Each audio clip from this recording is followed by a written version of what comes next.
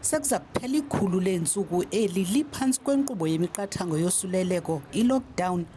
Kuninzi kunzima ukufumana okuya phantsi kwempumlo, kodwa ngoncedo lwemibutho engekho phantsi korhulumente njengowomqeqeshi weBanyana Banyana uDesiree Ellis, uninzi lulala ludlile.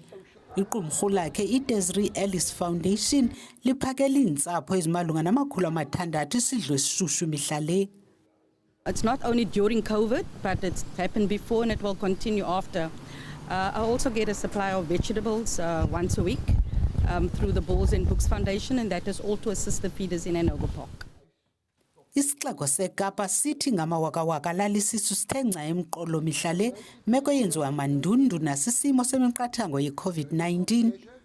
The fact of the matter, it is to get food to the public very, very quickly. The city of Cape Town must play its role. That is why I'm in the streets. That is why I'm in the communities.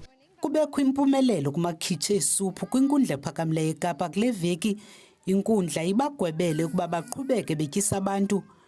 Kusemva kokuba umbutho i-1000 Women Trust ne-DA bemangele kwisihlongozo sesebe lezophuhliso nebelifuna ibe lilo kuphela elihambisa ukutya kwabahluphekayo ngeli thuba le-COVID-19. Thandiswa Mawu, weendaba ze-SABC eKapa.